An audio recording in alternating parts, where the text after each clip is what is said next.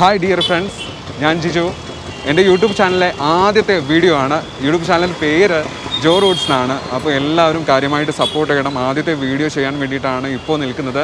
ഞാനിപ്പോൾ നിൽക്കുന്നത് കോഴിക്കോട് പാളയത്താണ്. പാളയം എന്നൊക്കെ പറയുമ്പോൾ നിങ്ങൾക്ക് അറിയാം, ഭയങ്കരമായിട്ട് തിരക്കുള്ളൊരു സ്ഥലമാണ്, കച്ചവട കേന്ദ്രമാണ്. പച്ചക്കറിയുടെയും എന്താ പറയുക പഴവർഗ്ഗങ്ങളുടെയും നിരവധി സ്റ്റേഷനറി ഉൽപ്പന്നങ്ങളുടെയൊക്കെ പ്രധാന കച്ചവട കേന്ദ്രമാണ്. അവിടെയാണ് ഇപ്പോൾ ഞാൻ നിൽക്കുന്നത്. ഒരാളെ പരിചയപ്പെടുത്താൻ വേണ്ടിയിട്ടാണ് ഞാൻ ഇപ്പോൾ ഈ ഒരു സ്ഥലത്ത് നിൽക്കുന്നത്. അത് വഴിയെ പറയാം. അതിനു മുമ്പ് കുറച്ച് കാഴ്ചകൾ നിങ്ങൾക്ക്, പാളയത്തിൻ്റെ കുറച്ച് കാഴ്ചകൾ നിങ്ങൾക്ക് കാണാം.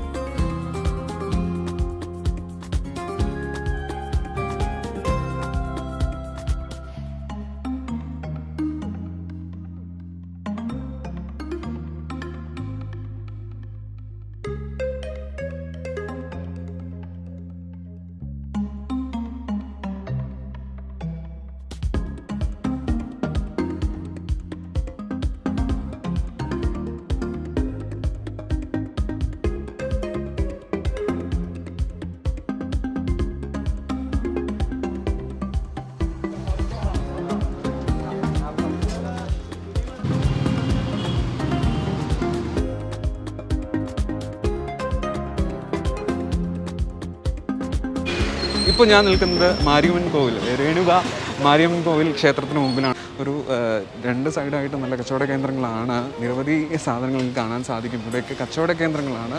നിരവധി ആളുകൾ ഇവിടെ കച്ചവടം ചെയ്യുന്നതായിട്ട് കാണാം.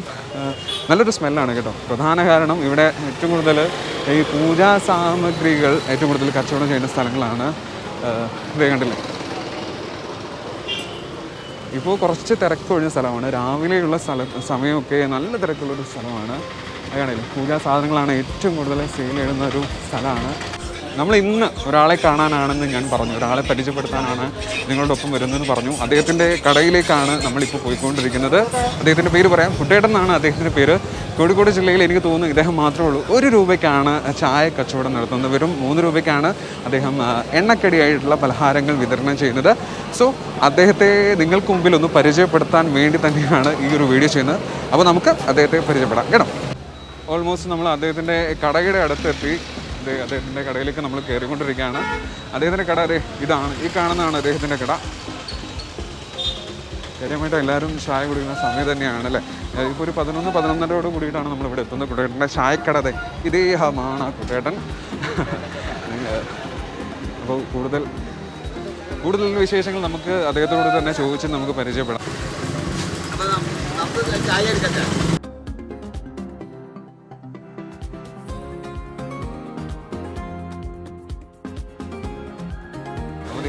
ഞാൻ എത്തിയ സമയം എന്ന് പറഞ്ഞാൽ 11:30 മണിയായിട്ടുണ്ട്. കാര്യമായിട്ട് കുട്ടേട്ടൻ്റെ കടയിൽ ഏറ്റവും കൂടുതൽ തിരക്കുള്ള സമയമാണ്. അദ്ദേഹത്തിൻ്റെ കാര്യമായിട്ടുള്ള കച്ചവടത്തിലാണ്. അദ്ദേഹത്തെ നിങ്ങൾക്ക് കാണാൻ സാധിക്കും. അപ്പോൾ ഈ സമയത്ത് അദ്ദേഹം ബുദ്ധിമുട്ടിക്കാന്നുള്ളത് സംഭവം ബുദ്ധിമുട്ടിക്കലാണ്. എന്നാലും നമുക്ക് വന്ന കാര്യം നടത്താതെ പോകാൻ സാധിക്കില്ല. സോ അദ്ദേഹത്തിനോട് ചോദിച്ചു, ഞാൻ ഇപ്പോൾ ഈ സമയത്ത് വീഡിയോ എടുക്കുന്ന പ്രശ്നമുണ്ടോ എന്ന് ചോദിച്ചു. ഈ കുഴപ്പമൊന്നുമില്ല, ഒരു കുഴപ്പമൊന്നുമില്ല. അദ്ദേഹത്തിൻ്റെ പണിയും നമ്മളോടുള്ള സംസാരം അതിനിടയ്ക്ക് പോയിക്കോളാം, അതൊന്നും ഒരു ഇഷ്യൂ ഇല്ല എന്ന് അദ്ദേഹം ഉറപ്പ് നൽകിക്കൊണ്ട് മാത്രമാണ് നമുക്ക് അദ്ദേഹത്തിൻ്റെ കാര്യങ്ങളൊക്കെ ചോദിച്ചത്.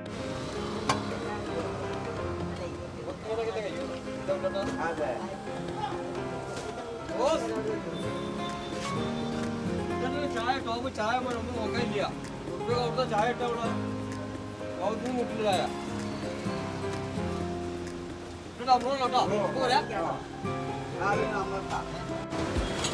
Good morning. നമസ്കാരം. എന്തൊക്കെയുണ്ട് വിശേഷം? വിശേഷം ഇപ്പോൾ നല്ല വിശേഷം എന്നാണ് പൊതുവെ എല്ലാവരും പറയുമെങ്കിലും നല്ല വിശേഷം അല്ലല്ലോ. കാരണം ഞാൻ നാട്ടിൽ നടക്കുന്ന സംഭവങ്ങൾ അങ്ങനെയൊക്കെയാണോ? കൊറോണ ഒരു ഭാഗത്ത് ഉണ്ടായിരുന്നു, കഷ്ടപ്പാടുകൾ തട്ടി നിൽക്കാൻ പോവുകയാണ്. ഇപ്പൊ എത്ര വയസ്സായി? എനിക്ക് ഒരു 72-73 ആയിട്ടുണ്ടാവും. 75-ന്റെ അടുത്ത് ആവാനായിട്ടുണ്ടാവും. അതെന്തൊരു കണക്കൊന്നും ഇല്ലാത്ത നോക്കാത്തതുകൊണ്ടാണ്. 70 കഴിഞ്ഞിട്ടുണ്ട്. എന്തായാലും കഴിഞ്ഞിട്ടുണ്ട്. പെൻഷൻ മേടിക്കുന്നുണ്ടോ? പെൻഷൻ ഇതുവരെ വാങ്ങിയിട്ടില്ല. അതെന്താ പറ്റി? അത് സർക്കാരിന്റെ ഒരു ആനുകൂല്യങ്ങൾ ഞാൻ ഇതുവരെ പറ്റിയിട്ടില്ല. അതെന്താ പറ്റി? ഒന്നും ഉണ്ടായിട്ടില്ല. കാരണം കുറച്ചും കൂടി എന്നേക്കാളും അർഹതയുള്ളവർ വേറെ ഉണ്ടെന്ന് വിശ്വസിക്കുന്ന കൂട്ടത്തിലാണ് ഞാൻ. ഞാനൊരു നേരം എങ്ങനെയെങ്കിലും ആഹാരം എന്തെങ്കിലും തട്ടിമുട്ടി എങ്ങനെയെങ്കിലുമൊക്കെ കഷ്ടപ്പാടും ദാരിദ്ര്യത്തിൻ്റെ ഇടയിൽ അത് ചെയ്യുന്നുണ്ട്. ഇപ്പം ഒന്നുമില്ലാത്ത വളരെ പ്രയാസം അനുഭവിക്കുന്ന ഒരു ജനസമൂഹം നമ്മുടെ നാട്ടിലുണ്ട്. അപ്പോൾ അവർ ഉയർച്ചയ്ക്കും സഹായത്തിനും അത് ഉപകരിക്കണം എന്നുള്ളത് എൻ്റെ ചിന്തയില്ല. എനിക്ക് ഇങ്ങനെയെങ്കിലും കഴിയുന്നുണ്ടല്ലോ എന്നുള്ളൊരു സംതൃപ്തി. വ്യത്യസ്തമായിട്ടുള്ള ചിന്താഗതിയാണ്. അപ്പം അതുകൊണ്ടാണ് വാങ്ങാൻ തരേണ്ട. അഹങ്കാരം കൊണ്ടല്ല. എനിക്കിപ്പോൾ എത്ര കിട്ടിയാലും മതിയാവാത്ത അവസ്ഥയാണ്. പക്ഷേ എങ്കിലും എന്നേക്കാളും ഒന്നുമില്ലാത്ത ഒരു വിഭാഗം ഉണ്ടല്ലോ. അപ്പം അവർ രക്ഷപ്പെട്ടോട്ടെ എന്ന് കരുതിയിട്ടാണ് വാങ്ങാതെ. അല്ലാണ്ട് 60 വയസ്സായ സമയത്ത് എനിക്ക് വാങ്ങാം. അതുപോലെ പല ആനുകൂല്യങ്ങളും നാട്ടിൽ പല സർക്കാർ പലതും വാഗ്ദാനം ചെയ്യുന്നുണ്ട്. അതിന് പിന്നാലെ ഒന്നും പോയിട്ടില്ല. എൻ്റെ കഷ്ടപ്പാടും ദാരിദ്ര്യത്തിലൊക്കെ ഞാൻ സഹിക്കില്ല. ഏതെങ്കിലും വീട്ടിൽ പരിഹരിക്കാം എന്നുള്ള ചിന്ത വെച്ചിട്ട് അങ്ങനെ നടക്കുക. പരിഹരിക്കപ്പെടുകയായിരിക്കും. ഇത്രയേറെ ബുദ്ധിമുട്ടുള്ള ഒരാളാണ്. എന്നിട്ട് പോലും ഒരു സർക്കാരിന് യാതൊരു തരത്തിലുള്ള എന്താ പറയുക ആനുകൂല്യങ്ങളും അദ്ദേഹം കൈപ്പറ്റുന്നില്ല എന്നുള്ളത് വളരെ വ്യത്യസ്തനാക്കുന്നു അദ്ദേഹത്തെ, അല്ലേ? അതിനപ്പുറത്ത് വേറൊരു കാര്യം കൂടെ ഉണ്ട്. അദ്ദേഹം ഇപ്പോൾ ഈയിടെ ചായ കച്ചവടമാണ് നടത്തിക്കൊണ്ടിരിക്കുന്നത്. പക്ഷേ അദ്ദേഹം ചായ വിൽപ്പന വെറും 1 രൂപയ്ക്കാണ് കൊടുക്കുന്ന. ചായ 1 രൂപയ്ക്ക് മാത്രം. ഒന്ന് ആലോചിച്ച് നോക്കിക്കേ. കോഴിക്കോട് ജില്ലയിൽ ഇത് ഇത്രയും കേന്ദ്ര ഭാഗമായിട്ടുള്ള കോഴിക്കോട് സിറ്റിയിലാണ് ഇപ്പോൾ നമ്മളുള്ളത്. എന്നിട്ടുള്ള ഈ സമയത്ത് എന്താ പറയുക അത്രയ്ക്കും എന്താ പറയുക പഞ്ചസാരയ്ക്കൊക്കെ അത്രയ്ക്ക് റേറ്റാണ്. നിങ്ങൾക്കറിയാമോ? 1 രൂപയ്ക്ക് ചായ കൊടുക്കാമെന്ന് പറഞ്ഞാൽ ഇപ്പോൾ പ്രത്യേകിച്ച് കോവിഡിൻ്റെ ഒരു അവസ്ഥ ആയതുകൊണ്ട് തന്നെ ഡിസ്പോസിബിൾ ഗ്ലാസ് ആണ് ഇപ്പോൾ യൂസ് ചെയ്തുകൊണ്ടിരിക്കുന്നത്. എന്നിട്ട് ആ ഗ്ലാസിൻ്റെ ചിലവും ഈ പഞ്ചസാരയുടെ ചിലവും ചായപ്പൊടി അടക്കമുള്ള കാര്യങ്ങളൊക്കെ യൂസ് ചെയ്തുകൊണ്ടാണ് ചായ ഉണ്ടാക്കുന്നത്. എന്നിട്ട് പോലും അദ്ദേഹം ആ ചായക്ക് മേടിക്കുന്ന റേറ്റ് എന്ന് പറയുന്നത് വെറും 1 രൂപയാണ്. ഇവിടെടാ എന്തുകൊണ്ടാണ് 1 രൂപയ്ക്ക് ചായ കൊടുക്കുന്നത്? എന്തുകൊണ്ട് അന്ന് രണ്ടും ഇതൊക്കെ വലിയുള്ള സമയമാണല്ലോ. 2 ആയിട്ടുള്ള കാലമായിരുന്നു അക്കാലം. അപ്പോൾ ഞാനിങ്ങനെ ചെയ്യുമ്പോൾ ഞാനിങ്ങനെ പൊതുവെ എന്ത് കാര്യങ്ങളെയും ഇങ്ങനെ ചിന്തിക്കുന്ന കൂട്ടത്തിലായതുകൊണ്ട് ഞാൻ ചെയ്യുന്ന കാര്യം അങ്ങനെ ആയിരിക്കണ്ടേ എന്ന് ചിന്തിച്ചിട്ടാണ്. സാഹചര്യം മാറുന്നതനുസരിച്ച് നമ്മൾ മാറണ്ടേ? സാഹചര്യം മാറുന്ന നമ്മൾ മാറുക വേണം. പക്ഷേ ഒരിടം കാര്യമായിട്ട് തിരക്കിലാണ്. കച്ചവടം നടന്നുകൊണ്ടിരിക്കുന്ന സമയമാണ്. നമ്മൾ മാറണം, തീർച്ചയായിട്ടും മാറണം. അങ്ങനെ മാറുക എന്നുള്ളതല്ല, അതിനെ ഏത് രീതിയിൽ നിയന്ത്രിക്കാൻ കഴിയുന്ന നിലനിർത്തി കൊണ്ടുവരാൻ കഴിയുന്നുള്ള ചിന്തയാണ്. പക്ഷെ നമുക്ക് കുടുംബം കാര്യങ്ങളൊക്കെ ഇല്ല. അതിപ്പോൾ രാജ്യത്ത് സർക്കാർ ഇപ്പോൾ പെട്രോളിന് വില കയറ്റി അപ്പോൾ തന്നെ പിറ്റേന്ന് ബസ്സിന് വാഹനത്തിന് മറ്റുള്ള അങ്ങനെയൊക്കെ വില കയറ്റും. എല്ലാവരും ഇല്ല ഇല്ല ഇല്ല പോരാ പോരാ പോരാ എന്ന് പറയുന്ന സംഭവമാണ്. എനിക്കും അതുപോലെയൊക്കെ തന്നെയാണ്. പക്ഷെ ഞാനപ്പോൾ ചിന്തിക്കുന്നത് നമ്മളെ കൊണ്ട് മറ്റുള്ളവർക്ക് എന്ത് ചെയ്യാൻ കഴിയുന്നുള്ളവർ ഇപ്പോഴും ചിന്തിക്കും. ഈ രാഷ്ട്രം നമുക്കെന്ത് ചെയ്തു എന്ന തോന്നത്തേക്കാളുപരി രാഷ്ട്രത്തിന് വേണ്ടി നാം എന്ത് ചെയ്തു എന്നുള്ള അതിൽ ഉറച്ചു നിൽക്കും.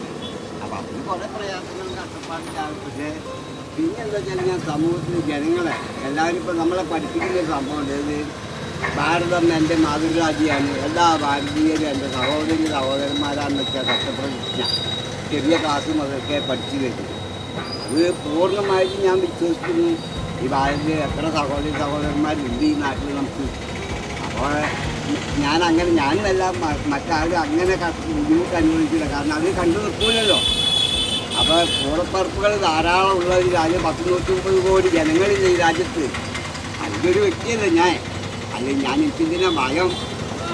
ഇത്രയും ആളുകളില്ല എൻ്റെ പിന്നിലെന്നുള്ള ഒരു അഹങ്കാരം തന്നെയുണ്ട്. പക്ഷേ ഈ ഒരു ചെറിയൊരു പൈസക്ക് ചായ വിൽക്കുന്നതും കുടുംബം തമ്മിൽ എങ്ങനെ കൊണ്ടുപോകാൻ സാധിക്കും? അത് ഒരു വലിയ വിഷയം തന്നെയാണ്. എന്നിട്ട് എങ്ങനെ മുന്നോട്ട് കൊണ്ടുപോകാൻ പറ്റും? ചെറിയൊരു വരുമാനം കൊണ്ട് എങ്ങനെ ഈ വലിയൊരു കാര്യം ചെയ്യാൻ പറ്റുക? അത് ദൈവത്തിന് മാത്രം അറിയുന്ന ഒരു മാജിക്കാണ് ഞാൻ മനസ്സിലാക്കുന്നത്. എനിക്ക് തന്നെ ഉത്തരം കിട്ടാത്തൊരു ചോദ്യമാണത്. എങ്ങനെ പോകുന്നുണ്ട് എങ്ങനെയാ അത്? കാരണം ഈ പ്രപഞ്ചം മുഴുവൻ നിയന്ത്രിക്കുന്നത് വലിയൊരു ശക്തിയാണ്. എല്ലാ കാര്യങ്ങളും ഞാൻ അതിലങ്ങനെ അടിയുറച്ച് വിശ്വസിക്കുന്നു തോന്നുന്നില്ല. കാരണം ഒന്നും നമ്മളെ കഴിവായിട്ട് കാണുന്ന രീതിയിലല്ല. എല്ലാ കാര്യങ്ങളും അത് അതിൻ്റേതായ വഴിക്ക് നടക്കും. നമ്മളിപ്പോൾ സംസാരിക്കുന്നതും നടക്കുന്നതും പ്രവർത്തിക്കുന്നതും ഒക്കെ മറ്റൊരു ശക്തിയുടെ കഴിവുകൊണ്ടാണെന്ന് വിശ്വസിക്കുന്നു തോന്നുന്നത്. അതുപോലെ എല്ലാം നടക്കുന്നുണ്ട് എന്നുള്ളത് തന്നെ. നടക്കുമ്പോൾ എങ്ങനെ നടന്നു പോകുക തന്നെ. കാരണം അത് ഞാൻ ഒരു പരമാർത്ഥ സത്യമാണ് അത് പറയുന്നത്. കാരണം അല്ലാണ്ട് വെറുതെ ഒരു വെറുവാക്കല്ല പറയുന്നത്. കാരണം അത് ആ മറ്റു എന്തോ ഒരു ശക്തിയുടെ നിയന്ത്രണത്തിലെ കാര്യങ്ങളെല്ലാം അതിൻ്റെ വഴിയിൽ ഇങ്ങനെ നടന്നു പോകുന്നു. കാരണം എന്താ, ഞാൻ ആദ്യം ഹാർട്ട് പേഷ്യൻ്റ് അപ്പം സുഖമില്ലാതെ കിടന്ന് അതിൻ്റെ മരുന്നും കാര്യമൊക്കെ ആയിട്ട് അത് ഭാര്യ സുഖമില്ലാത്ത ആള്, രണ്ടാളുടെ മരുന്നും കാര്യങ്ങളും അതും ഇതൊക്കെ ഇത് കൊണ്ട് ചെയ്യുന്നുണ്ട്. അത് എങ്ങനെ ചെയ്യുമെന്ന് ചോദിച്ചാൽ എനിക്ക് തന്നെ ഉത്തരമല്ല. കാരണം നടക്കുന്നുണ്ട്. കാരണം ഒരു നേരത്തെ മരുന്നാണെങ്കിൽ ഇപ്പോൾ ഇന്ന് നാളെ കഴിക്കാനുള്ള ഇന്നൊന്ന് വാങ്ങി ഒരു നേരത്തെ കഴിച്ചാൽ അത്രയും നിയന്ത്രിക്കണം ഞാൻ. അതായത് ഒരു മാസം ഒന്നായിട്ട് വാങ്ങാനോ ഒരാഴ്ചയ്ക്ക് ഒന്നായിട്ട് വാങ്ങാനൊന്നും കഴിയുമൊന്നുമില്ല. ഇങ്ങനെയൊക്കെ ആയിട്ടൊക്കെ ചെയ്യാം. അങ്ങനെ അത് ഒരു എന്താ പറയുക, ഒരു എന്തായാലും ആ വലിയ മനുഷ്യനോട് വലിയൊരു എന്തുണ്ട്, വലിയ ഒരു അപ്പോൾ അവരൊരു അനുഗ്രഹം ഞാൻ മനസ്സിലാക്കുന്നു. കാരണം അതുകൊണ്ടാണ് ഇതൊക്കെ നടത്തുന്നത്. കാരണം ഞാൻ പ്രതീക്ഷിക്കാതെ, കാരണം ഇവിടെ കച്ചവടം ചെയ്താൽ കിട്ടിയിട്ട് ഉള്ള വരുമാനം കൊണ്ട് നടക്കും. പക്ഷെ അത് നടക്കുന്നുണ്ട്. ആ നേരമാകുമ്പോൾ ആ ഓരോ കാര്യങ്ങൾ അങ്ങനെ നടന്നു വരുന്നുണ്ട്. അത് തന്നെ വലിയൊരു അനുഗ്രഹം. പക്ഷേ പലപ്പോഴും പല കാര്യങ്ങളിലും ഈ പ്രയാസങ്ങളും കിട്ടും. കാരണം കുട്ടികളുടെ വിദ്യാഭ്യാസങ്ങളുടെ ആവശ്യങ്ങൾ ഇതിൻ്റെയൊക്കെ ഈ വേദന അനുഭവിക്കുന്ന മക്കളാണ്, ഭാര്യയും മക്കളുമാണ്. നമുക്കൊരു കാര്യം ചെയ്യാം, കുടുംബത്തെക്കുറിച്ച് പറയാം. ആരൊക്കെയാണ് വീട്ടിലുള്ളത്, എന്താണ് ചെയ്യുന്നത്? വീട്ടിൽ പറയാൻ ഭാര്യയുണ്ട്, 2 മക്കളുണ്ട്. പേരും? ഭാര്യയുടെ പേര് ധനലക്ഷ്മി. പിന്നെ മക്കളുടെ പേര് മൂത്ത മകള് ആതിര, ഫറൂഖ് കോളേജിൽ PG കെമിസ്ട്രി. പിന്നെ ഇളയ മകള് പിന്നെ ഭദ്ര KMCTയിലാണ് ഇപ്പോൾ ഡിപ്ലോമ പഠിക്കുന്നത്. അപ്പോൾ കുട്ടികളൊക്കെ നല്ല വിദ്യാഭ്യാസമുള്ള കുട്ടികളായിട്ടാണ്. അത് ഈ വരുമാനത്തിലൂടെയല്ലേ? ഈ വരുമാനത്തിലൂടെ തന്നെ കൈകാര്യം ചെയ്യുന്നത് വലിയൊരു കാര്യമാണത് അല്ലേ? വീട് എവിടെയായിരുന്നു ശരിക്കും? വീട് സ്കൂളിന്റെ ബാക്കിലാണ്, കോഴിക്കോട് ടൗണിൽ തന്നെ. രാമനാഥ് നഴ്സിംഗ് ഹോമില്ലേ, അതിന്റെ തൊട്ട ബാക്കിലാണ്.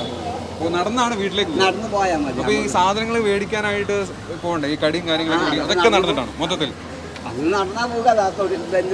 പഞ്ചസാര കാര്യങ്ങളൊക്കെ ഇവിടുന്ന് മേടിക്കാം. അത് മസാലക്കടയിൽ നിന്ന് വാങ്ങും. ഇവിടെ തന്നെ ഉണ്ട് സാധനങ്ങളൊക്കെ. തന്നെ ഉണ്ട്, തൊട്ടപ്പുറത്ത് തന്നെ ഉണ്ട്. നടത്തം തന്നെയാണ് പ്രധാനം. നടത്തം അത് ആദ്യം മുതൽക്കേ നടത്താൻ ഇപ്പോഴും നടത്തും തന്നെയാണ്. അതിപ്പോ ആദ്യം മുതലേ നടക്കാൻ തുടങ്ങി എന്ന് പറഞ്ഞല്ലോ. എത്ര വർഷമായി നടക്കാൻ തുടങ്ങിയിട്ട്? ജനിച്ച അന്ന് മുതൽ ഈ നേരം ജനിച്ച അന്ന് മുതൽ എന്ന് പറഞ്ഞൂടെ. കാരണം അത് ശിശുവായിരിക്കുന്നത് ഒരു വയസ്സൊക്കെ ആയിട്ട് നടക്കാൻ പ്രായമായ കാലം മുതലേ ഇന്ന് വരെയും നടത്താൻ പറ്റും. ഈ ഒരു നടത്തം ഞാൻ ഉദ്ദേശിച്ചത് ഈ കട നടത്താനായിട്ടുള്ള നടത്തത്തെ കുറിച്ചാണ്. എത്ര വർഷമായി കട നടത്താനുള്ള ഒരു 30 വർഷമൊക്കെ കഴിഞ്ഞു. 30 വർഷമൊക്കെ കഴിഞ്ഞു. അപ്പോൾ ആ കട അന്നും ഇന്നും ഒരുപോലെ തന്നെയാണ്. കടത്തിന് കടകളൊന്നും മാറ്റം വരുത്താനോ വേറെ മനസ്സിലെ മോഹങ്ങളൊന്നും പൂവണിയിക്കാൻ കഴിഞ്ഞിട്ടില്ല. ഇപ്പോഴുണ്ടോ ഓർമ്മയിലെ പൂവണിയാത്ത സ്വപ്നങ്ങൾ ഇപ്പോഴുണ്ടോ? ഇതെല്ലാം ഒരു നല്ലൊരു കട, പിന്നെ അതുപോലെ നല്ലൊരു വീട്, അങ്ങനെ ഒരുപാട് സങ്കല്പങ്ങളുണ്ട്. ഇപ്പോഴും സ്വപ്നങ്ങളുണ്ടോ? അങ്ങനെ എന്റെ വ്യക്തിപരമായിട്ടില്ല, എങ്കിലും കുട്ടികൾക്ക് വേണ്ടിയിട്ടുള്ള കുടുംബ പശ്ചാത്തലം ഉണ്ടല്ലോ. അപ്പൊ അവരെന്നെ ഡിപ്പെൻഡ് ചെയ്താണല്ലോ ജീവിക്കുന്നത്. അപ്പൊ അത് അവർക്ക് അവരെ മനസ്സിൽ ഞാൻ കാണുകയാണ്. പക്ഷെ അത് കാണാൻ മാത്രമേ എനിക്കിപ്പോ കഴിയണുള്ളൂ. അവരെന്നെ ഉപദ്രവിച്ചിട്ടല്ല, എന്നോടൊന്നും പറഞ്ഞിട്ടോ ഇതായിട്ടോ അല്ല. എങ്കിലും മനസ്സിലാക്കാം, നമുക്കറിയാലോ. കാരണം ഇന്ന് കുട്ടികളൊക്കെ നല്ല ചെത്തി നടത്തുന്ന ഒരു കാലഘട്ടമാണ്. കോളേജിലേക്കും സ്കൂളിലേക്കൊക്കെ പോകും. അവരെന്നെ പലപ്പോഴും പല ഇൻ്റർവ്യൂവിലൊക്കെ അവർ അവതരിപ്പിക്കുകയും ചെയ്തിട്ടുണ്ട്. കാരണം ഞങ്ങൾ സ്കൂളിൽ LKG പോകാൻ തുടങ്ങി ആദ്യമൊക്കെ നടത്തിയിരുന്നതാണ്. ബസ്സിനായിട്ട് നടന്നിട്ടും ഒക്കെ പോവുകയാണ്. എന്നാൽ ഇങ്ങനെയുള്ള ഇതൊന്നും ഇപ്പോൾ ഇല്ല, ചെയ്യുമെന്നൊക്കെ പറഞ്ഞ് പരാതികളായിട്ട് ഇൻ്റർവ്യൂവിലൊക്കെ പലപ്പോഴും കുട്ടികൾ പറഞ്ഞിട്ടുണ്ട്. അതൊക്കെ വെച്ച് നോക്കുമ്പോൾ അതൊരു വലിയൊരു പ്രയാസം പിടിച്ച സംഭവമാണ്. പിന്നെ അതുമല്ല, എനിക്ക് തന്നെ അറിയാലോ, നമ്മളിപ്പോൾ ഈ കോഴിക്കോട് അതിൻ്റെ അകത്ത് ഇങ്ങനെ ഇരിക്കുന്നത് ചെയ്യുന്നത് അപ്പോൾ അതിൻ്റെ ബുദ്ധിമുട്ടുകളും കാര്യങ്ങളെ കുറിച്ച് നമുക്ക് നല്ല ബോധമുണ്ടല്ലോ. പക്ഷെ അതൊന്നും കൈകാര്യം ചെയ്ത് മുന്നോട്ട് കൊണ്ടുപോകാൻ എന്താകുന്നില്ല, ഇപ്പം പറ്റുന്നില്ലല്ലോ. എല്ലാ പ്രശ്നങ്ങളുടെയും ഇതിൽ നല്ലൊരു എല്ലാം ശരിയാവുന്നുള്ളൊരു ഇത് ശരിയാവുന്നുള്ള പ്രതീക്ഷ തന്നെ. ഇന്നല്ലേ നാളെ അതൊക്കെ ശരിയാവും എന്നുള്ള ഉറച്ച വിശ്വാസത്തിലുണ്ട്. സത്യമാണെങ്കിലും കുറച്ച് പേര് ഇവിടെ ചായ കുടിക്കാൻ വന്നിട്ടുണ്ട്. അപ്പോൾ അവരോട് ബാക്കിയുള്ള കാര്യങ്ങൾ ചോദിക്കാം കേട്ടോ. ചേട്ടാ പേരെന്തായിരുന്നു? ബാബു. ബാബു എന്ത് ചെയ്യുന്നു ഇവിടെ? പാളയത്തിലാണ്. കച്ചവടമാണ്. ആഹാ. ഇവിടെ എത്ര വർഷമായി കുട്ടേട്ടനായിട്ടുള്ളൊരു പരിചയം? 20 വർഷത്തിന് മുകളിലായി. അന്നും ഇന്നും ഇതുപോലെ തന്നെ ഒരേ മാറ്റം തന്നെ, ഒരു വ്യത്യാസം ഒരു കാര്യം കൂടുതലാവില്ല. കേരളത്തിൽ അങ്ങനെ 2 രൂപ ഇപ്പം 2 രൂപ പറഞ്ഞാൽ ഒരു വർക്ക് തന്നെ ക്ലാസ് നോക്കണം. അതിൻ്റെ പേരിൽ നോക്കിലാക്കി എല്ലാം കാക്കൂല. ക്ലാസ് മറ്റും പല വർക്കിനും തീർച്ചയായിട്ടും. അപ്പോൾ ഈ കോവിഡ് കാലഘട്ടം ആയതുകൊണ്ടാണ് 1 രൂപയുടെ ക്ലാസിന്റെ പൈസ എടുക്കുന്നത്. അല്ലെങ്കിൽ 1 രൂപ തന്നെ ആക്കുന്നതാണ് കുട്ടിയുടെ ഉറപ്പ് നൽകിയിട്ടുണ്ട്. കണത്തിനും വില കൂടുതലില്ല. നമുക്ക് എല്ലായിടത്ത് പോയാൽ 10 രൂപ കൊടുക്കാം. 10 രൂപ അടിച്ചാലും മട അടിച്ചാൽ ഒക്കെ. ഇവിടെ അതില്ല. ഇവിടെ 5 രൂപ കൊടുത്താൽ 5-6 രൂപ കൊടുത്താൽ ചായയും സുഭിക്ഷം എത്ര വേണം കഴിക്കുക. പാർസൽ വേണം, പാർസൽ കൊടുക്കും. 20 വർഷം മുമ്പുള്ള കച്ചവടം ഇപ്പോഴുള്ള കച്ചവടം എങ്ങനെയുണ്ട്? ഇപ്പോഴത്തെ കോവിഡായിട്ട് മുമ്പിൽ കച്ചവടം ഇല്ലാന്ന് തന്നെ പറയാം. ആദ്യത്തെ അതല്ല. 200 അടിക്കുന്ന ഒരു ബസ്സല്ല. നല്ല പോകുന്നത് ആണ്. തിരക്കുണ്ട്, നല്ല തിരക്കുണ്ട്. 11-12 കച്ചവടം കഴിക്കും. ഈ ആദ്യഘട്ടത്തിൽ 20 വർഷത്തിന് മുമ്പൊക്കെ ആണെങ്കിൽ കുറെ ഉണ്ടായിരുന്നു. അന്ന് എത്രയായിരുന്നു ചായയുടെ വില? ഓർമ്മയുണ്ടോ?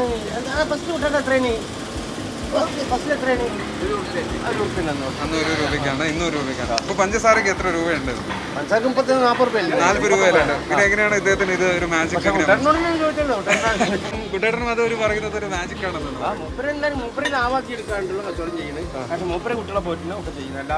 എല്ലാം ചെയ്യുന്നുണ്ട്. ഇവിടുത്തെ കച്ചവടത്തോണ്ട് മൂപ്പര് വേറെ വരുമാനമൊന്നുമില്ല. വേറെ വരുമാനമൊന്നും ഇവിടെ അടുത്ത് തന്നെ താമസം അമ്പലത്തിലിട്ടാണ്. ഈ കച്ചവടത്തോണ്ട് മൂപ്പര് എല്ലാ പണിയും നടക്കും. നമുക്ക് 10-800 കിട്ടുന്ന നമുക്ക് മൂപ്പര് ചില്ലറ പൈസ കൊടുത്തോണ്ട് മൂപ്പര് എല്ലാ ചെലവും നടക്കും. നമ്മളെക്കാട്ടിയും യുവത്വമാണോ എന്നൊരു സംശയമുണ്ട് അല്ലേ? ഇപ്പോഴും മൂപ്പര് എല്ലാ പണിയും വർക്ക് ചെയ്യാൻ തന്നെ വെള്ളമടിയില്ല. പുറത്തും കൊണ്ടുവരുന്ന വെള്ളം കാനിലാക്കി കൊണ്ടുവരികയാണ് ചെയ്യുന്നത്. ഒക്കെ ചെയ്യുന്നുണ്ട്. ഒറ്റയ്ക്ക് തന്നെ എല്ലാം ഒറ്റയ്ക്ക് തന്നെ ചെയ്യും. സാധനം കൃത്യം, അതായത് കനങ്ങളൊക്കെ എടുത്ത് വരണം. ഈ പണികളൊക്കെ കഴിച്ചിട്ട് മൂപ്പര് ചായ എടുത്ത് 12 മണിയാകുമ്പോൾ കഴിഞ്ഞു. ഏകദേശം സമയമായിട്ടാണ്. ഇപ്പോൾ 12 ഇങ്ങനെ ഉദ്ദേശിക്കും. ഒറ്റയാൻ വരുന്നുണ്ട്. ഒത്തിരിക്കാരൊക്കെ അവർക്ക് വേണ്ടി കാത്തു.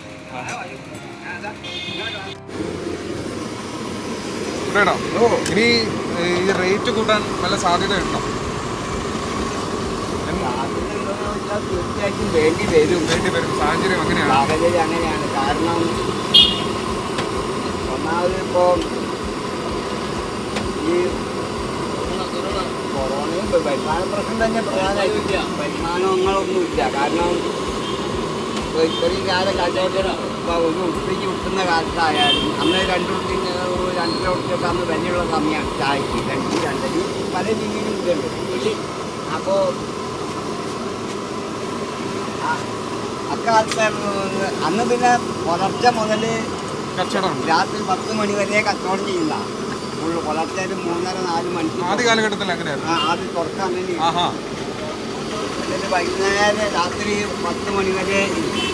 അത് കഴിഞ്ഞിട്ട് അടുത്ത കാലത്ത് കുട്ടികളെ ഈ പരിപാടി കൊണ്ടുപോയി ആയിട്ടാണ് ഇങ്ങനെ പോകാനൊക്കെ ആയിട്ട് ഇങ്ങനെ നീട്ടി ഇങ്ങനെ മാറി മാറി ഇങ്ങനെ സമയം ചിലവഴിച്ച് ഇങ്ങനെ ഒരു വലിയ ആക്കിയത്. അപ്പോൾ അതങ്ങനെയൊക്കെ നടന്നിങ്ങനെ വരുന്ന ഈ സമയം കാലയളവിലൊക്കെ ഇവിടുത്തെ കച്ചവടത്തിൻ്റെ ഇത് വെച്ചിട്ട് അന്നായാലും ഇന്നായാലും ഒരു നിസ്സാരൊരു 100 ചായയും 100 കടിയും പോയാൽ തന്നെ ഇപ്പം തന്നെ എത്ര പോകുന്നത് അത് മിനിമം ഒരു 1500 മുതൽ ഒരു 2500 മൂവായിരം രൂപ വരെ നല്ല കൂടുതൽ ചില ദിവസം കച്ചവടം കൂടുതലുണ്ടാകുമ്പോൾ കച്ചവടം പറയുമ്പോൾ അത് എങ്ങനെയായാലും ഒരു 100 ചായയും 100 കടിയും വിറ്റാൽ തന്നെ എത്ര റുപ്യ പോകും? ഒരു ദിവസം ഒരു മാസം 60,000-70,000 റുപ്യ ഒരു മാസം എനിക്ക് പോകും. എൻ്റെ കയ്യിൽ വരേണ്ട പൈസ ഞാൻ വിൽക്കുന്ന സാധനത്തിൻ്റെ. ഞാനിവിടെ കച്ചവടം ചെയ്തിരുന്നതിൻ്റെ കാര്യമാണ് പറഞ്ഞു. ഇപ്പോഴും കച്ചവടം ചെയ്ത് ഇപ്പോൾ കച്ചവടം ചെയ്തതിൻ്റെ ഇതായാലും കഴിഞ്ഞു പോകണത് ഇന്ന് അത്രയും പൈസ ഒരു 1,500 റുപ്യോളം ഒന്ന് പോകും ഇന്നത്തെ കച്ചവടം. ബാക്കി പൈസ പഠിക്കും. ചെലവിലേക്കായിട്ട് 1,500 രൂപ കയറും. ചെലവിലേക്കായിട്ടല്ല, ഈ ഇതിൻ്റെ പൈസ കുറച്ചിട്ട് ഈ സാധനം സാധാരണ കടയിൽ വിൽക്കുന്നത് പോലെ ഹോട്ടലിൽ വാങ്ങുന്നത് പോലെ ഞാൻ വാങ്ങുന്നതെങ്കിൽ അങ്ങനെയാണ് വാങ്ങുന്നതെങ്കിൽ ഒരു 100 ചായക്ക് കൂട്ടിയാൽ മതി. 100 ചായ 100 കടിക്കും കൂട്ടിയാൽ തന്നെ നിങ്ങളൊന്ന് ചെട്ടി വലിയിട്ട് നോക്കി എത്ര പോകുന്നുള്ളത്. 500 ആയിരുന്നു എല്ലാ ഹോട്ടലുകളെ പോലെ എല്ലാ സ്ഥലത്തും തന്നെയാണ്. ഹോട്ടലിലൊക്കെ കിട്ടുന്ന അവർക്ക് അവരുടേതായ വരുമാനം അവരെ കയ്യിൽ കിട്ടുന്നു മാത്രം. എനിക്ക് എന്ത് ചെയ്യുമെന്ന് വെച്ചാൽ കംപ്ലീറ്റ് ഞാനിത് പുറത്ത് കൊടുക്കുക. വന്ന് കുടിച്ച് പോകുന്ന ആൾക്ക് ഇപ്പോൾ ചായയും കടി കുടിച്ച് 6 റുപ്യല്ലേ കിട്ടുക. മറ്റേ 10-20 റുപ്യ വാങ്ങുന്ന സ്ഥാനത്ത് 6 റുപ്യ വാങ്ങും. 20-ഓ 18-ഓ വാങ്ങുന്ന സ്ഥാനം 18 കുറഞ്ഞിട്ടുണ്ടാവില്ലല്ലോ. അപ്പോൾ ആ പോകുന്ന സ്ഥാനത്താണ് 6 റുപ്യ വാങ്ങുന്നത്. 6 റുപ്യ വാങ്ങിയാൽ പിന്നെ ബാക്കി എത്ര 12 റുപ്യ അല്ലെങ്കിൽ 16 റുപ്യൊക്കെ എന്ത് ചെയ്യുക, പുറത്ത് പോകുക. ആ പൈസ എൻ്റെ പെട്ടിയിൽ വീഴേണ്ട പൈസയാണ്. അപ്പോൾ ഡെയിലി ഇങ്ങനെ 10,000 റുപ്യ മാസം ഇങ്ങനെ ഈ 10-30 കൊല്ലത്തേക്ക് എത്ര കോടി ഉരുട്ടിയിട്ട് അങ്ങനെ ആലോചിച്ച് നോക്കി എനിക്ക് എങ്ങനെ ജീവിക്കാം. പിന്നെ എന്തുകൊണ്ട് മാറുന്നില്ല? അതാണ് എൻ്റെ ചോദ്യം. എന്തുകൊണ്ടാണ് സ്ഥിതി ഇത് മാറുന്നത്? ഞാൻ പുറമെ മറ്റുള്ളവർ ചിന്തിക്കേണ്ട ഒരു സംഗതി. ഇപ്പോൾ ഗവൺമെൻറ് ആയാലും ജനങ്ങളായാലും നിങ്ങൾ ഞാൻ ഇത്രയും വരുമാനം എന്ത് ചെയ്യുക ഈ സമൂഹത്തിന് വേണ്ടി ഇപ്പോൾ ഞാൻ തുറന്ന് പറയേണ്ടി വരിക എൻ്റെ പ്രയാസം കൊണ്ട്. അതിന് സംഭവം എന്ന് വെച്ചാൽ എൻ്റെ അന്നത്തെ ഇപ്പോഴത്തെ ഓരോ അനുഭവിക്കുന്ന പ്രയാസങ്ങളാണ്. ഇതൊക്കെ ഞാൻ അന്നേ ചിന്തിക്കാൻ കഴിവില്ലായിട്ടൊന്നുമില്ല. അന്നും അറിയാം, ഇന്നും അറിയാം ഇതൊക്കെ. പക്ഷെ അപ്പോഴും നമ്മളെന്താ വെച്ചാൽ സമൂഹത്തിന് മറ്റുള്ളവർക്ക് വേണ്ടി ഇനി എപ്പോഴും ചെയ്യണത്. അപ്പോൾ ഇത് മറന്നാണ് ചെയ്യുക. ഇത് മറന്നു പോകുന്നു എന്നുള്ളതാണ്. ഇപ്പം ഞാൻ മറ്റുള്ളവർ പറയേണ്ട കാര്യം ഞാനായിട്ട് പറയുക. ഇത് ഞാൻ പറയേണ്ട കാര്യമല്ല. ഇതൊക്കെ സ്ഥിതി അറിഞ്ഞിട്ടും പിന്നെ എന്തുകൊണ്ട് മാറുന്നില്ല? എന്തുകൊണ്ട് മാറുന്നില്ല? ഞാനങ്ങനെ സ്വാർത്ഥനാകാൻ ഇഷ്ടപ്പെടാത്തതുകൊണ്ട്. സ്വാർത്ഥതയല്ലല്ലോ, ജീവിതത്തിൻ്റെ ഒരു അവസ്ഥയാണ്. അതെ, ജീവിക്കുക എന്ന് പറഞ്ഞാൽ ഇപ്പോൾ ഞാൻ ഏത് സംഗതിക്ക് ഇപ്പോൾ സർക്കാർ ഓഫീസിൽ ജോലി ചെയ്യുന്നുണ്ട്, അല്ലെങ്കിൽ പ്രൈവറ്റിൽ ജോലി ചെയ്യുന്നുണ്ട്. ആ വ്യക്തിക്ക് ആ ശമ്പളം, ആ വ്യക്തിയുടെ കുടുംബത്തിനല്ല. ആണോ? കുടുംബത്തിന് ശമ്പളം കൊടുക്കുന്നില്ല, വ്യക്തിക്ക് ശമ്പളം കൊടുക്കുന്നുള്ളൂ. അല്ലെങ്കിൽ നിങ്ങളുടെ വീട്ടിൽ എത്ര ആളുണ്ട്? 6 ആളുണ്ട്, എന്നാൽ എത്ര ശമ്പളം? വീട്ടിൽ 4 ആളുണ്ട്, എന്നാൽ അത്ര ശമ്പളം എന്നല്ല. ആ സ്ഥാപനത്തിൽ ജോലിക്കുള്ള അയാളുടെ ജോലിക്കുള്ള ശമ്പളം കൊടുക്കുക. ഒരു ദിവസത്തെ അല്ലെങ്കിൽ ഒരു മാസത്തിന് അല്ലാണ്ട് അയാൾ കുടുംബത്തിൽ എത്ര ആൾ ജീവിക്കുന്നു എന്ന് നോക്കിയിട്ടല്ല ശമ്പളം കൊടുക്കുന്നത്. ആണോ? അങ്ങനെ ശമ്പളം ഉണ്ടോ? ഇല്ല. കുടുംബത്തിൻ്റെ പശ്ചാത്തലം നോക്കിയിട്ടല്ല ശമ്പളം. വ്യക്തിയുടെ വിദ്യാഭ്യാസ യോഗ്യത, കഴിവ്, ഇങ്ങനെയുള്ളതൊക്കെ ആ പോസ്റ്റിംഗ് ഏതിലാണോ അതിനൊക്കെ അതാണ് മാനദണ്ഡം. അപ്പം അതന്നെ തിരിച്ച് എൻ്റെ കാര്യത്തിലുമുള്ളൂ. ഇവിടെ ഈ കട സ്വന്തമാണോ? സ്വന്തമല്ല, വാടകയും കൊടുക്കണം. ഇതിനിടയ്ക്ക് അതെങ്ങനെ ഒപ്പിക്കുന്നു? അത് ഒപ്പിക്കുന്നത് അതാ വാടകക്കാരൻ വരുമ്പോൾ അവിടെ നിന്ന് വാങ്ങി ഇവിടുന്ന് വാങ്ങിയിട്ടൊക്കെ ഇങ്ങനെ അത് കൊടുക്കും. പിന്നെ വിളിച്ച് പിറ്റേഴ്സ് കൊടുക്കും. എത്ര രൂപയുണ്ട്? ഇപ്പോൾ 1500 രൂപയുണ്ട്. അല്ല, 1210 രൂപ. 1210 രൂപ 30 ദിവസം കൂടുമ്പോൾ കൊടുക്കണം. എത്ര വർഷം ഇപ്പോൾ അതേ ഓണർ തന്നെയാണ് ഇപ്പോഴും? അതെ, ആദ്യം വേറെ ഓണറായിരുന്നു. പിന്നെ അതിന് ശേഷം പുതിയ ഓണർ വന്നു. ആ പുതിയ ഓണറാണ് ഇപ്പോൾ. എത്ര വർഷമായി കുട്ടേട്ടൻ്റെ അടുത്ത് വരാൻ തുടങ്ങിയിട്ട്? ഞാൻ ഏതാണ്ട് 60 വർഷമായിട്ട് കുട്ടേട്ടനായിട്ട് ആയിട്ടില്ല. അന്ന് പാളയം മാർക്കറ്റിൽ ഞാൻ ഇവിടെ ചോടെടുക്കാനുണ്ടായിരുന്നു. കാരണം ഞങ്ങൾ കുറച്ച് പേര് നാട് വിട്ടു കൊണ്ടവരാ കോട്ടയത്തു നിന്ന് വന്നാണോ? എന്നിട്ട് എങ്ങനെയാ കോട്ടയത്തു നിന്ന് ഇവിടെ എത്തിയേ?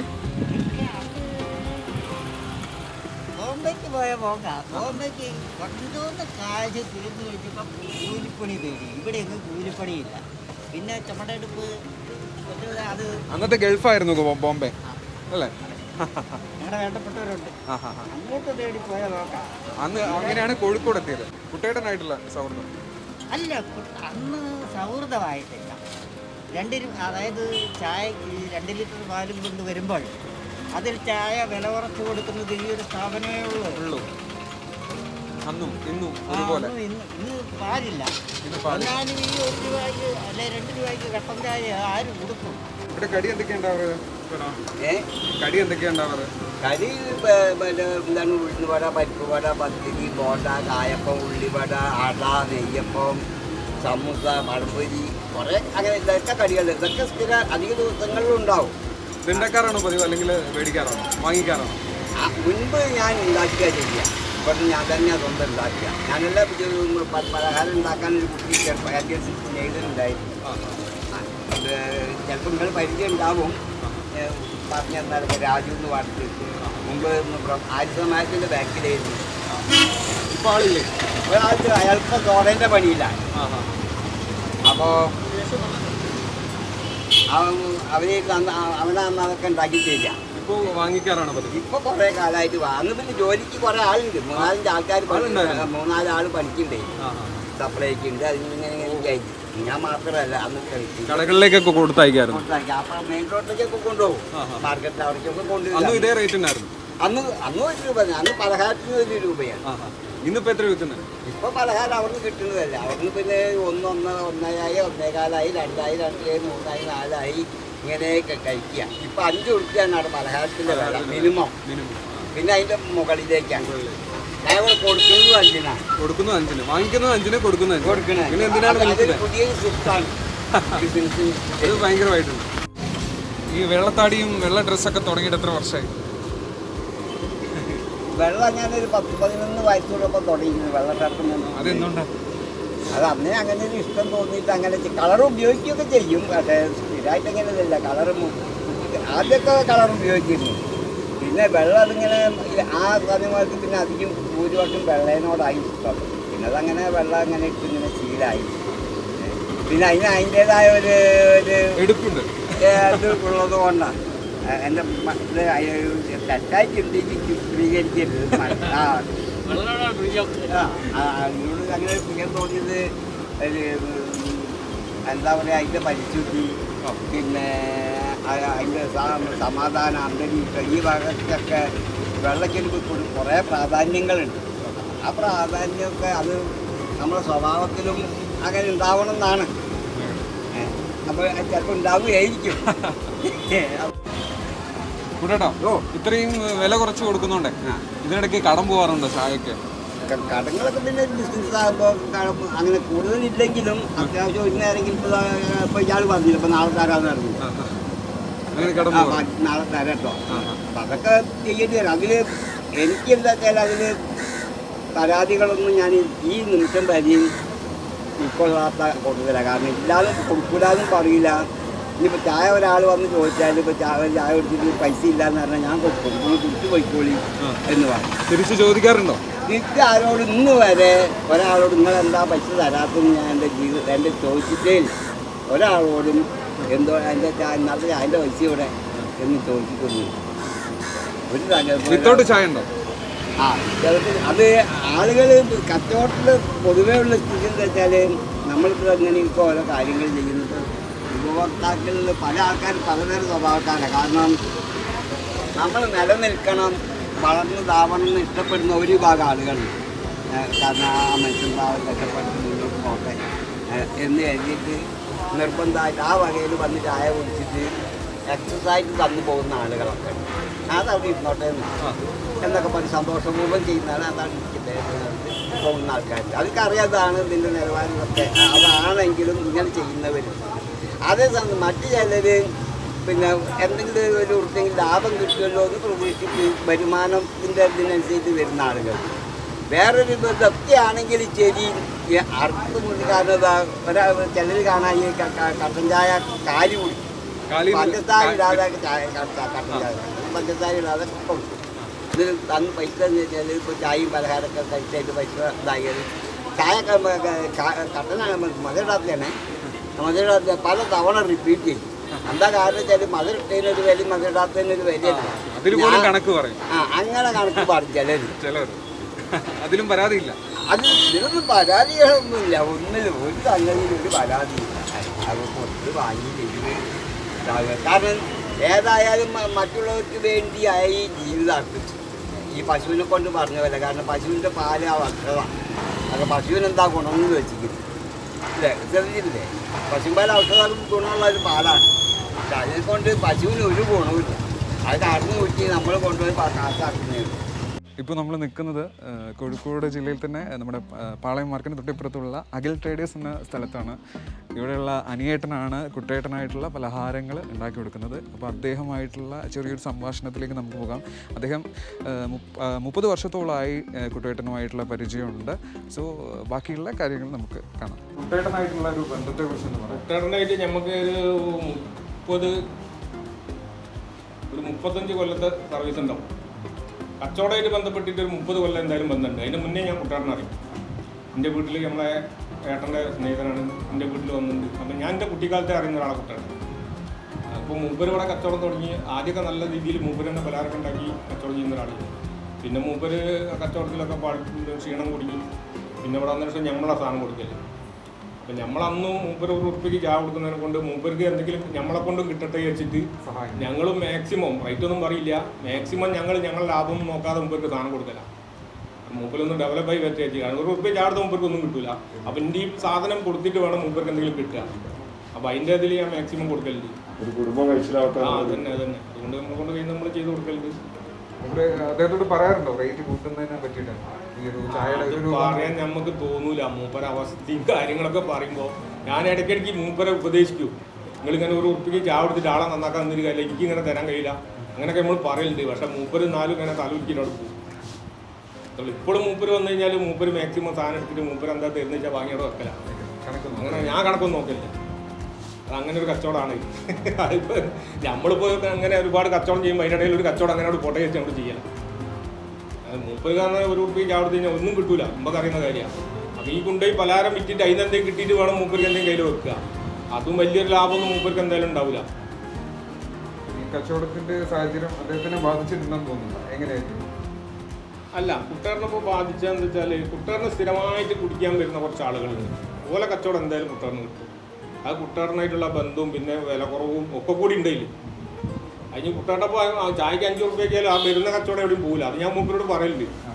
മൂപ്പര് വില കൊണ്ട ഒരിക്കലും തയ്യാറല്ല. മൂപ്പര് പറഞ്ഞാൽ അതാ ഇനി അങ്ങനെ മതി. അപ്പോൾ ഇതൊക്കെയാണ് കുട്ടേട്ടൻ്റെ ജീവിത കഥ എന്നൊക്കെ പറയുന്നത്. അദ്ദേഹം വളരെ കഷ്ടപ്പെട്ടുകൊണ്ട് ജീവിച്ചുകൊണ്ടിരിക്കുന്ന സമയമാണ്. കാരണം കൊറോണ അദ്ദേഹത്തെ നല്ല രീതിയിൽ ബാധിച്ചിട്ടുണ്ട്. ഇപ്പോഴും ആ ഒരു ചായയുടെ റേറ്റിൽ യാതൊരു വിധത്തിലുള്ള വ്യത്യാസവും അദ്ദേഹം വരുത്തിയിട്ടില്ല. 1 രൂപ ആണ് ചായയുടെ വില. പക്ഷേ ഈ കൊറോണ ആയ ശേഷം ഡിസ്പോസിബിൾ ഗ്ലാസ്സാണ് അദ്ദേഹം യൂസ് ചെയ്യുന്നത്. അതുകൊണ്ട് മാത്രം 2 രൂപയ്ക്കാണ് ചായ ഇപ്പോൾ കൊടുക്കുന്നത്. എന്നാലും അദ്ദേഹം ആ 1 രൂപ എന്നുള്ളൊരു കൺസെപ്റ്റ് ഇപ്പോഴും തുടർന്നുകൊണ്ടിരിക്കുകയാണ്. അപ്പോൾ നമുക്ക് ഇവിടുന്ന് പോകാനുള്ള സമയമായിട്ടുണ്ട്. അപ്പോൾ കുട്ടേട്ടാ ഞാൻ പോയി വരാം. അപ്പോൾ ഇതൊക്കെയാണ് നമ്മുടെ കുട്ടേട്ടൻ്റെ കടയിലെ വിശേഷങ്ങൾ. അപ്പോൾ പുതിയ ഒരുപാട് നല്ല നല്ല വീഡിയോസുമായിട്ട് ഞാൻ തിരിച്ചെത്തും. അപ്പോൾ അതുവരെ ബൈ.